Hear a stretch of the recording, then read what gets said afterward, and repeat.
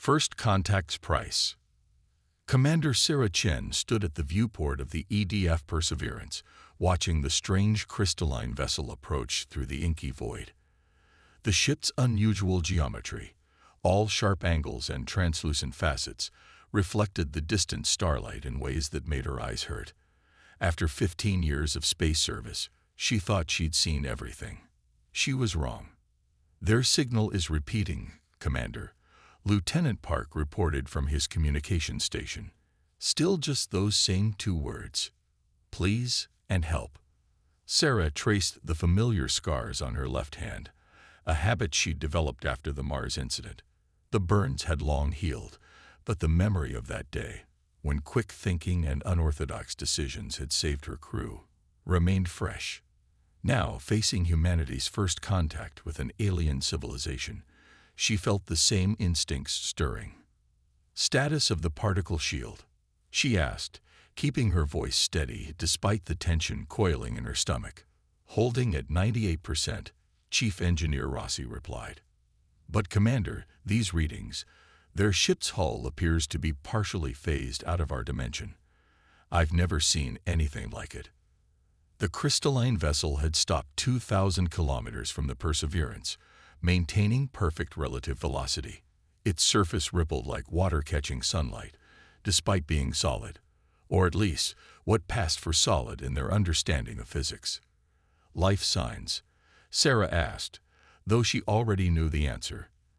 They'd been monitoring the vessel since it appeared at the edge of their sensor range 3 hours ago.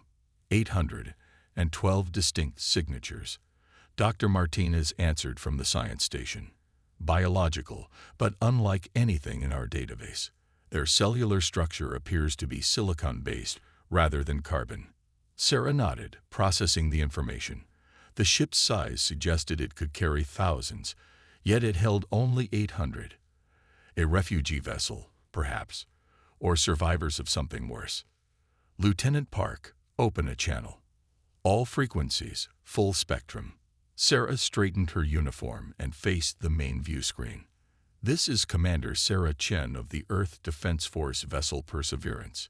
We receive your distress call. Please identify yourselves and state the nature of your emergency." The response came not in words, but in images that flooded every screen on the bridge. Sarah's breath caught as she watched scenes of devastation play out before her. A beautiful crystalline city, its spires reaching into violet skies, shattered by massive dark shapes that moved with impossible speed. Entire populations turned to dust in seconds, a civilization dying in flashes of terrible light. "They're showing us their history," Dr. Martinez whispered, his voice thick with emotion. "Their home world, their species." The images shifted to star charts Sarah didn't recognize, showing system after system going dark. A wave of extinction spreading across what she realized was their home galaxy. The crystalline people, the survivors, fleeing through something their sensors registered as a controlled quantum tunnel, emerging in humanity's galaxy. "The quantum readings from their ship just spiked," Rossi reported urgently.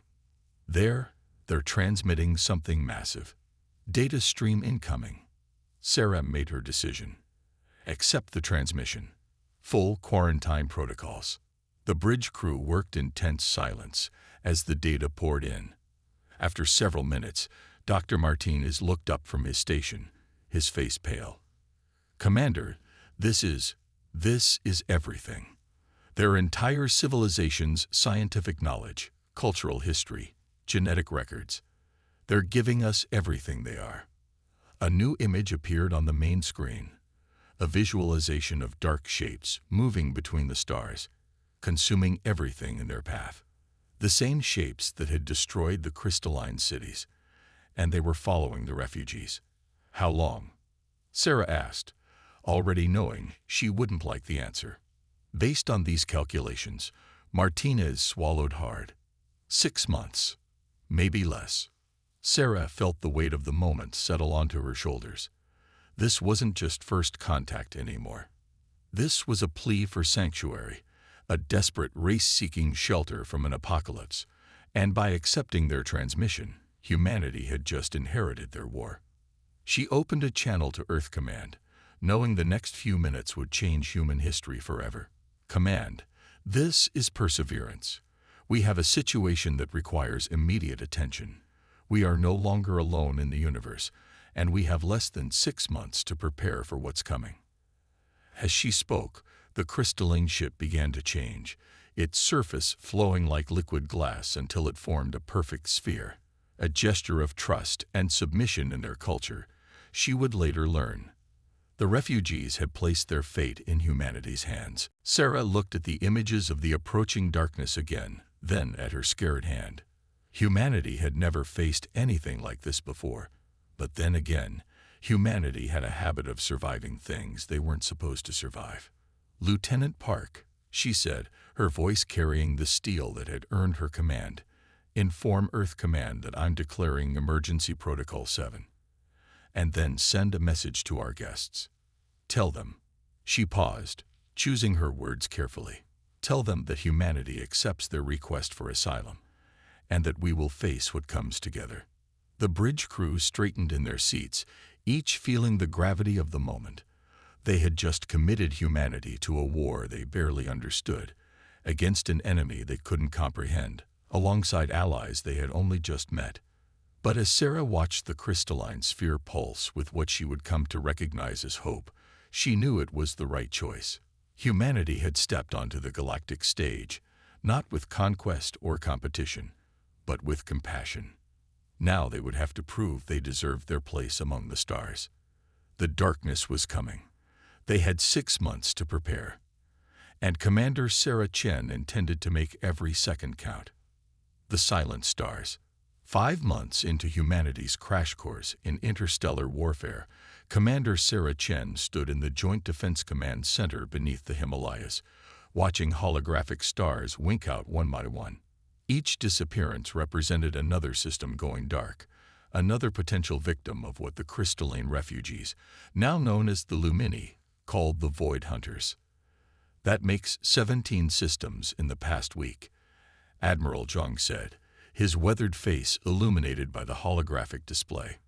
"They're moving faster than we anticipated." Sarah studied the pattern of extinctions, remembering the terrible images the Lumini had shown them of their home galaxy. They're not just moving faster, they're being more efficient, learning, adapting. The command center hummed with activity as human and Lumini personnel worked side by side. The integration hadn't been easy. Silicon-based life forms thought differently than carbon-based ones, but necessity had proven a powerful motivator. The Lumini's advanced quantum technology combined with human innovative tactics had already yielded promising results. "Show me the Arcturus defense grid," Sarah commanded, and the hologram shifted to display humanity's most ambitious engineering project to date. Thousands of satellites equipped with Lumini phase shift technology and human-designed mass drivers formed a web around the star system. Similar grids protected Earth and other key human worlds, built in a desperate race against time. Ambassador Ktylith, the Lumini representative, stepped forward. Their crystalline form caught the light from the displays, sending rainbow refractions across the chamber. "The defense grid is impressive, but it may not be enough. The Void Hunters, they learn from every encounter. Each defense we create, they eventually overcome." "Then we'll have to be unpredictable," Sarah replied, pulling up the schematics for Project Med USA, her personal contribution to the war effort. Human history is full of examples where inferior forces defeated superior ones through unconventional tactics. We're betting on that same principle here. The project details floated before them. A hybrid weapons system that combined Lumini quantum tunneling with human nuclear technology. In theory, it could create localized space-time disruptions that would trap and destroy Void Hunter vessels. In practice, they had no way to test it without an actual target. Latest intelligence from the Proxima Centauri Deep Space Array, Lieutenant Park announced, his voice tense. He transferred from the Perseverance along with Sarah to help coordinate the defense effort. "We've detected quantum wake signatures matching Void Hunter profiles. 3 distinct clusters, approaching from different vectors. Sarah felt her scarred hand tingle as she studied the incoming trajectories. They're not just learning our defensive capabilities. They're testing our response patterns. Each attack forces us to reveal more about our strategies. Commander Chen is correct. Kyleth's crystalline voice resonated. This was their method in our galaxy as well. They study, adapt, and then strike with overwhelming force once they understand their prey's limitations. Admiral Zhang's expression hardened. Then we'll have to show them that humans don't accept limitations. Commander Chen, your MiG-USA project. How soon can it be ready for deployment? The prototypes are finished, but we've only managed to produce 12 units. We'd need at least 50 to create an effective defensive network. Sarah pulled up the production schedules. Even with the Lumini's help, we're looking at another month minimum. We may not have a month, Park interjected, his hands flying over his console. New data from Proxima. The Void Hunter vessels just accelerated. At their current velocity, they'll reach the outer defense grid in 72 hours. The command center fell silent as the implications sank in. Their carefully planned timetable had just been shattered. The enemy had adapted faster than anyone had predicted. 3 days, Sarah mused, her tactical mind already racing through scenarios. Not enough time to complete Med-USA, but maybe enough time to set a trap. Ambassador Kyleth, you said the Void Hunters learn from every encounter. What if we gave them the wrong lessons? The Lumini's crystalline surface rippled with interest. Explain. Sarah manipulated the holographic display, highlighting key points in the defense grid. We show them exactly what they expect to see, a desperate civilization trying to protect itself with technology they already understand. Make them think they've figured us out. But while they're focused on the obvious threat, we hit them with something completely new. Admiral Zhang finished, catching on to her strategy. Use their own adaptive nature against them. Precisely. Sarah brought up the schematics for the Mid-USA prototypes. We can't build enough units for a network, but we have enough for an ambush. If we can bait them into the right position. Ambassador Kyleth's form pulsed with what Sarah had learned to recognize as excitement. In all our encounters with the Void Hunters, we never considered such an approach. We always tried to overwhelm them with superior technology. Sometimes the best technology is the one your enemy doesn't expect you to use, Sarah replied, remembering the improvised solution that had saved her crew during the Mars incident. Humanity's greatest strength isn't our technology, it's our ability to think around problems. The next hours were a blur of activity as the command center mobilized to implement Sarah's plan. The 12 Mid-USA units were carefully positioned behind a screen of seemingly vulnerable defense platforms. Every move was calculated to reinforce what the Void Hunters would expect to see, a technologically advanced but predictable opponent.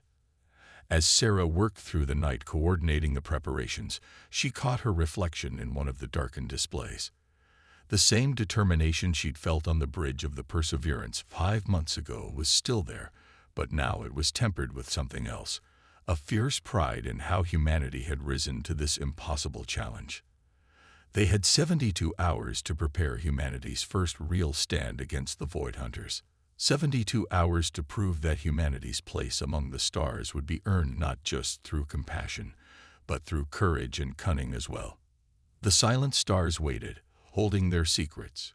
Soon, they would witness either humanity's finest hour or the beginning of another extinction. Sarah Chen intended to make sure it was the former. Breaking point. The trap failed. Commander Sarah Chen watched in horror as the quantum wake signatures of the Void Hunters simply phased through the carefully positioned Mid-USA units, rendering humanity's most advanced weapon system useless. On the massive holographic display of the command center, 3 black shapes moved with terrible purpose through the outer defense grid of Proxima Centauri. Impossible, Lieutenant Park whispered, his fingers flying over his console. They're operating on multiple quantum frequencies simultaneously. They've already adapted to the phase shift technology. The Void Hunters' forms defied description. Geometric impossibilities that seemed to fold through dimensions humans couldn't perceive. As Sarah watched, one of them engulfed an entire defense platform, leaving nothing but scattered atoms in its wake. Evacuation status of Proxima Colony, Admiral Zhang demanded, his usual composure cracking. 87% complete, someone reported. But at the Hunter's current velocity, they'll reach the colony before we can get the remaining 13% out. That meant 40,000 people would die. Sarah's scarred hand clenched into a fist. Silith, you said your people tried everything against them. What about dimensional anchoring? Forcing them to stay in our phase of reality. The Lumini ambassador's crystalline form dulled with what Sarah recognized as grief. We attempted it.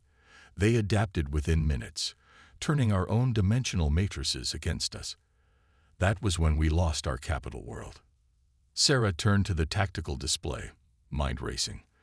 The Void Hunters had proven more adaptable than anyone had anticipated, countering both human ingenuity and Lumini technology with frightening speed.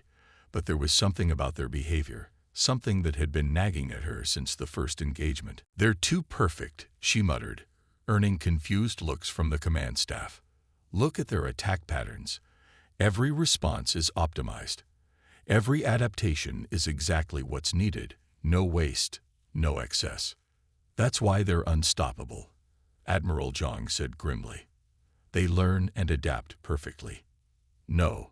Sarah stepped closer to the display, watching the geometric horror of the Void Hunters' forms. That's their weakness. They're too perfect, too predictable in their unpredictability. They adapt to everything they see.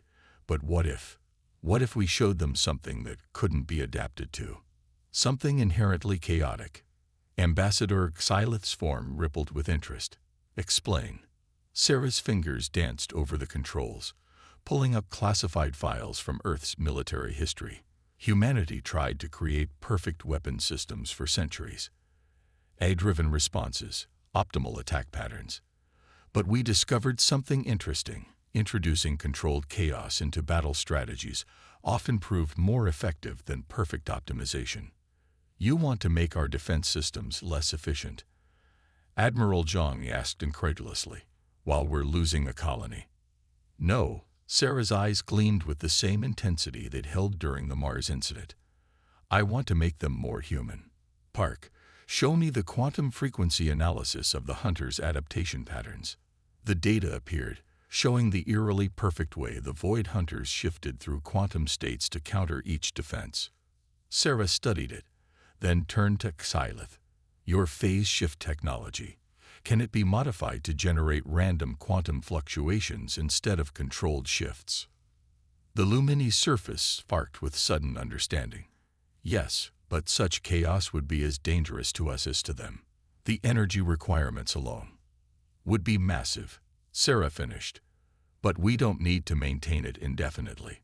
We just need to disrupt their perfect adaptation long enough to strike. She turned to Admiral Zhang. Sir, I need emergency authorization to execute a new strategy. It's going to sound crazy. The Admiral looked at the display where the Void Hunters continued their inexorable advance toward Proxima Colony. At this point, Commander, crazy might be all we have left. Sarah nodded and began issuing rapid orders. Park, transmit these codes to all remaining defense platforms. Xylith, I need your people to modify the quantum generators according to these specifications, and someone get me a direct line to the Proxima Colony Defense Force. The next 30 minutes were controlled chaos as Sarah's plan took shape. Defense platforms were reprogrammed to generate random quantum fluctuations, their energy cores pushed far beyond safe operating parameters. The remaining MED-USA units were modified to act not as weapons, but as quantum chaos amplifiers. Energy levels are reaching critical, Park warned. The defense grid can't handle this kind of strain for long. It doesn't need to, Sarah replied, her eyes fixed on the approaching Void Hunters. They had already adapted to the initial quantum chaos, their forms shifting to compensate. But Sarah had anticipated this. Now, At her command, the defense platforms began cycling through random frequencies not in any pattern, but based on an algorithm derived from human brainwave patterns during REM sleep. The quantum chaos became truly unpredictable, not just complex. For the first time, the Void Hunters' perfect movements faltered. Their adaptation patterns are breaking down, Park reported, excitement creeping into his voice. They can't predict. The rest of his words were lost as one of the Void Hunters suddenly imploded, its impossibly perfect form corrupted by the chaotic quantum fluctuations. The other two immediately began to retreat, but the damage was done. Their perfect adaptation had become a liability, trapping them in a maze of quantum states that changed according to no logic they could analyze. All defense forces, concentrate fire on their last known coordinates, Sarah ordered. Don't let them stabilize their quantum states. The space around Proxima Centauri lit up with weapons fire as the remaining defense platforms and colonial ships targeted the compromised Void Hunters. Without their perfect adaptation, the Hunters were vulnerable. Within minutes, the threat was eliminated. But the victory came at a terrible cost. 80% of the defense grid was burned out, its systems fried by the quantum chaos. The Med-USA units were completely destroyed, and the strain of generating such massive quantum fluctuations had shattered nearly a third of the Lumini personnel involved in the operation. As the command center erupted in relief celebration, Sarah stood quietly, studying the after-action data. They had found a way to hurt the Void Hunters, but the cost was nearly as bad as losing. They couldn't afford to sacrifice a defense grid every time they needed to stop an attack. You're already thinking about how to refine the strategy, aren't you? Admiral Zhang asked, stepping up beside her. We need to find a way to generate the quantum chaos more efficiently, Sarah replied. And we need to understand why human brainwave patterns were so effective against them. She turned to where Ambassador Xylith was helping tend to their injured people. I have a theory, but you're not going to like it. The Admiral raised an eyebrow. Try me. The Void Hunters adapt perfectly to everything they encounter, Sarah explained. But perfect adaptation requires perfect understanding. What if we gave them something they fundamentally cannot understand? Something that operates on principles so alien to their perfect logic that it breaks their ability to adapt. What did you have in mind? Sarah took a deep breath. I want to wire human minds directly into the defense grid. Not as controllers, but as chaos generators. Create a quantum defense network powered by human consciousness itself. The Admiral stared at her for a long moment. You're right. I don't like it. He looked back at the tactical display, where the debris of the Void Hunters still floated in space. But I have a feeling I'm going to like what's coming even less. Write up your proposal. You have 24 hours. Sarah nodded, already working through the technical challenges in her mind. They had found a weakness in the perfect enemy, but exploiting it would require humanity to take risks they'd never imagined. The real question was, how far were they willing to go to survive? Looking at her scared hand, Sarah knew her own answer. Sometimes survival meant doing the impossible, and humanity was about to redefine what that meant. The human element. The human mind is not meant to perceive 11 dimensions simultaneously, Dr. Martinez argued, pacing the length of the medical bay aboard the EDF Perseverance. The ship had been converted into a testing facility for Project DREAMWEAVR, as Sarah's controversial plan had come to be known. Sarah watched through the observation window as another volunteer was connected to the quantum interface chair. Our minds already process multiple dimensions, subconsciously, she countered. We're just providing the framework to make it conscious. The volunteer was Jessica Wong, a quantum physicist who had helped design the original Med-USA units. Her face remained calm as the crystalline interfaces, grown by their Lumini allies, bonded with her neural pathways. The process looked painful, but Wong had insisted on being among the first. Previous test subjects have experienced severe psychological trauma, Martinez continued. Temporal displacement syndrome, quantum dissociation. I've read the reports, Sarah interrupted, her scared hand tracing the edge of her own interface scars. She had been the first volunteer, 3 weeks ago. The nightmares hadn't stopped since, but they were a small price to pay. But we're running out of time. The Void Hunters have already adapted to our quantum chaos strategy.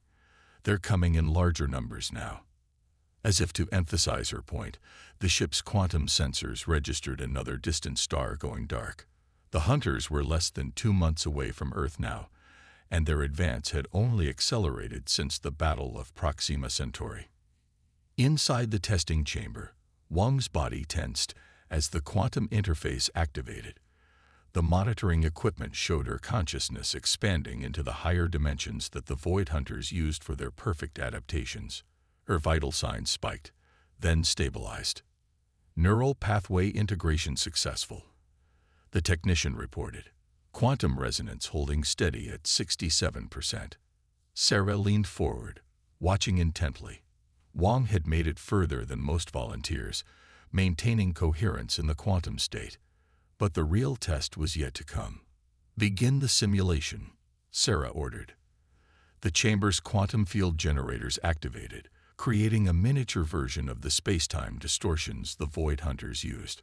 Wang's consciousness would have to navigate this environment, generating the controlled chaos that had proven so effective against the enemy. For several tense minutes, nothing seemed to happen. Then the quantum displays erupted with activity as Wang's mind began interacting with the field. The patterns were beautiful in their randomness, fractals of thought expanding through dimensions humans weren't meant to perceive. Remarkable, Ambassador Kylith observed from their position near the door. The Lumini had been skeptical of Project DRDA-MEMDODAVER at first, believing human minds too primitive for such advanced quantum interactions. "She's generating chaos patterns we've never seen before. Human consciousness is uniquely suited for this," Sarah explained, watching Wang's neural patterns dance across the displays. "We exist in a constant state of quantum uncertainty. Our thoughts, our dreams, our very consciousness operates on principles that defy perfect prediction." Integration holding at 70%. The technician called out. "Wait, something's wrong. Her neural patterns are becoming erratic." Sarah recognized the signs immediately. She had experienced this herself during her test run. She's seeing them, and the simulation now. But it was too late. Wang's consciousness had expanded far enough to perceive the true nature of the Void Hunters, and that knowledge was never meant for human minds to process. Her scream echoed through the medical bay as her body convulsed against the restraints. "Neural disconnection initiated," the technician reported, fingers flying over the controls. "Quantum field collapsing." Sarah was already moving, entering the chamber despite Martinez's protests. She reached Wang just as the crystalline interfaces detached, leaving familiar scaring patterns across the physicist's temples. "The darkness," Wang whispered, her eyes wide and unfocused. "It's alive. All of it. They're not hunters. They're shepherds, culling reality itself." "I know," Sarah said softly, helping Wang sit up. "I saw them too. But that knowledge, that's our advantage. We understand them now in ways they can't comprehend." Wang's eyes gradually focused on Sarah's face. "The simulations don't prepare you for the real thing, do they? The actual feeling of your mind stretching across dimensions." "No," Sarah admitted. "But each volunteer helps us refine the process. Your test run gave us valuable data on neural stability in quantum states." "Commander," Martinez called from the observation room. "Admiral Zhang is requesting your presence in the command center. There's been another incursion." Sarah helped Wang to her feet, ensuring she was steady before releasing her. "Will you be all right?" The physicist managed a shaky smile. "I'll adapt. That's what humans do, right?" "Indeed it is," Ambassador Kylith said, their crystalline form pulsing with what Sarah had learned was respect. "Your species continues to surprise us. We would never have conceived of using consciousness itself as a weapon." "Not a weapon," Sarah corrected, leading the way out of the medical bay. "A shield." The quantum chaos we generate doesn't just disrupt the hunter's adaptation, it creates a space they cannot invade. A bubble of beautiful imperfection in their perfect universe. The command center was a hive of activity when they arrived. Admiral Zhang stood before the main tactical display, his face grim as he studied the latest intelligence reports. "Status?" Sarah asked, already knowing from his expression that the news wasn't good. "The hunters have changed tactics," he replied. "Instead of adapting to our defenses, they're simply overwhelming them with numbers. The Arcturus defense grid just fell. 3 million colonists are being evacuated, but early projections suggest we'll lose at least 30% of them." Sarah felt the weight of those numbers settle onto her shoulders. Each loss was a reminder of the cost of failure. How long until Project DREAMLDEAVER can be implemented on a large scale? The Lumini have finished growing the quantum interfaces for the first network node, Ambassador Xylith reported. But we still need more human volunteers willing to risk the integration process. After what happened to the early test subjects, recruitment has slowed. Martinez added, "People are afraid of the psychological effects." Sarah looked at the tactical display, watching another star system go dark. Fear was a luxury they could no longer afford. Then we'll have to show them it's worth the risk. She turned to Admiral Zhang. "Sir, I request permission to take the Perseverance to Arcturus. Let me demonstrate what a single ship equipped with DREAMMWEAVER can do against the hunters." The Admiral studied her for a long moment. "The project isn't ready for full deployment. You'd be going in with untested systems and volunteer crew members who've barely completed their training. The Void Hunters aren't giving us time to be ready." Sarah countered. "Every day we wait, more people die. Let me show humanity what we're capable of. Let me show them that the risk is worth taking." Zhang looked at the casualty reports from Arcturus, then at the projected path of the hunters toward Earth. Finally, he nodded. "You have 48 hours to assemble your crew and prepare the ship. Choose your volunteers carefully, Commander. The fate of our species may depend on what you prove possible." Sarah saluted and left the command center, her mind already running through the list of potential volunteers. They would need people with strong psychological profiles, quick thinking under pressure, and most importantly, the courage to face the unknowable. As she walked through the corridors of the Perseverance, she passed more Lumini growing their crystalline technology into the ship's systems.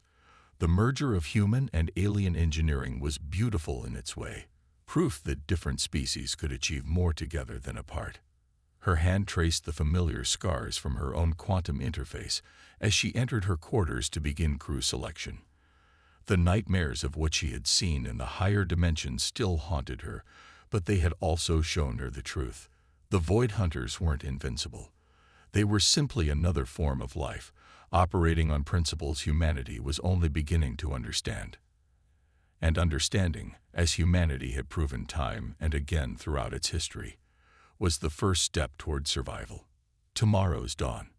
The EDF Perseverance hung in space at the edge of the Arcturus system, its hull now threaded with crystalline lattices that pulsed with quantum energy. In the ship's newly constructed integration chamber, Commander Sarah Chen watched as her volunteer crew took their positions in the neural interface chairs. 23 people had answered her call, 23 souls willing to open their minds to the impossible to save humanity. Jessica Wong sat among them, having insisted on joining the mission despite her traumatic testing experience. They were about to attempt something unprecedented, linking multiple human consciousness together through the quantum network. "Neural interfaces active," Dr. Martinez reported from his medical station. "Quantum resonance building." Sarah took her place in the command chair, modified with its own crystalline interface.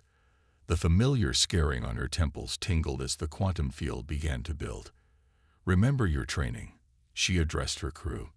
"Don't fight the expansion. Let your thoughts flow naturally into the higher dimensions. We're not trying to understand the hunters. We're trying to create something they can't understand." Ambassador Xylith monitored the quantum readings from their station. "The Void Hunters have detected us. 3 carrier-class vessels approaching, each containing approximately 50 hunter forms. "Let them come," Sarah said, activating her neural interface. The sensation of her consciousness expanding beyond normal space-time was both terrifying and exhilarating. She could feel her crew's minds joining hers in the quantum field, their thoughts creating patterns of beautiful chaos in dimensions beyond human perception. The first wave of void hunters emerged from quantum space, their geometric forms folding through reality in ways that should have driven human minds mad. But this time, Sarah and her crew were ready. Their linked consciousness created a bubble of quantum uncertainty around the Perseverance, a space where perfect adaptation was impossible. "Multiple hunter forms attempting to breach our quantum field," Lieutenant Park reported, his voice strained as he maintained his position in the network. "Their adaptation patterns they're trying to match our chaos." Sarah smiled, feeling the hunter's confusion through the quantum field. "They can't. You can't perfectly adapt to something that's fundamentally imperfect. Push the field outward. Show them what human dreams are made of." The linked minds of the crew responded, pushing their consciousness further into the higher dimensions. The quantum chaos they generated began to affect the hunters directly, corrupting their perfect geometries with fragments of human thought and emotion. Through the quantum field, Sarah perceived the hunters' true nature more clearly than ever. They weren't just predators. They were living algorithms, seeking to optimize reality itself by eliminating what they saw as imperfections. Humanity's chaotic nature was an offense to their perfect universe. "First hunter carrier is breaking apart," Wang reported, her mind sparking brilliant patterns through the network. "The quantum disruption is cascading through their command structure." But victory wouldn't come easily. The remaining hunters adapted their strategy, launching a massive coordinated strike against the Perseverance's quantum field. The impact sent psychic shockwaves through the linked crew. Neural patterns destabilizing. Martins warned, "We can't maintain this level of quantum chaos indefinitely." Sarah felt the strain in her own mind, the pressure of perceiving too many dimensions threatening to overwhelm her. But she also felt something else, a resonance between the crew's consciousness that grew stronger as they faced the impossible together. "Don't fight the chaos," she communicated through the network. "Embrace it. We're human. Imperfection is our strength." The crew responded instinctively, their minds sensing in a way that transcended normal human consciousness. Their individual fears, hopes, dreams, and memories merged into a quantum symphony that rippled through space-time itself. The Void Hunters recoiled from this new pattern, their perfect forms unable to process the complexity of merged human consciousness. Their attempts to adapt became increasingly erratic as they encountered something their fundamental nature couldn't comprehend: the power of multiple human minds working in harmony while maintaining their beautiful imperfections. "Hunter forms are withdrawing," Park announced. "Their quantum signatures they're fracturing." Through the neural network, Sarah felt the moment the hunters' perfect adaptation finally failed. Their geometric forms collapsed in on themselves, unable to maintain coherence in the face of humanity's chaotic defensive pattern. But the victory came with a cost. The strain of maintaining such complex quantum interactions had pushed the crew to their limits.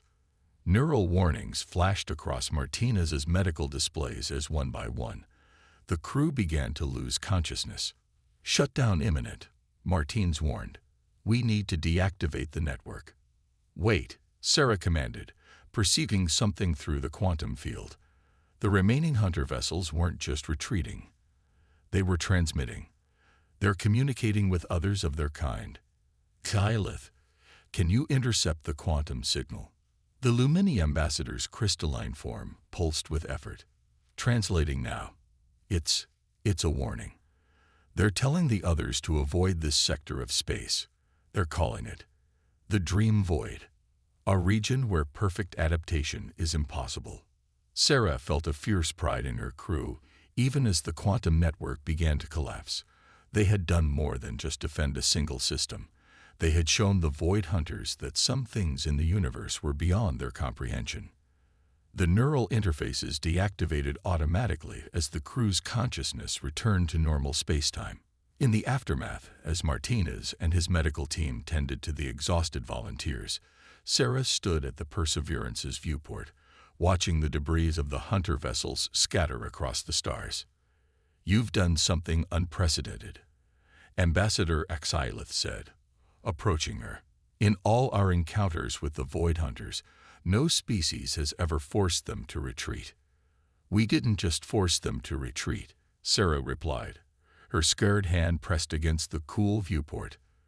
"We showed them something they couldn't optimize or perfect, the beautiful chaos of human consciousness working in harmony. We showed them that imperfection has its own kind of perfection." As recovery ships arrived from Earth to assist the Arcturus evacuation, Sarah received word that Project DREAMLDEAVER was being immediately approved for full implementation. Humanity would build more quantum networks, train more volunteers, and establish permanent zones of chaos that the Hunters couldn't penetrate. But more importantly, they had proven something fundamental about human nature. In their desperate quest for survival, humans hadn't tried to become perfect.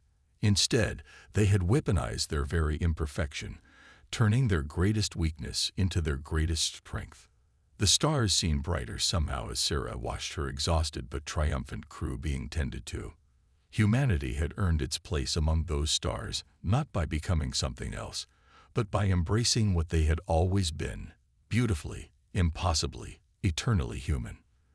The Void Hunters would return eventually, perhaps with new strategies and adaptations, but they would find a humanity ready to face them, armed with the most powerful weapon in the universe, the infinite, wonderful chaos of the human dream.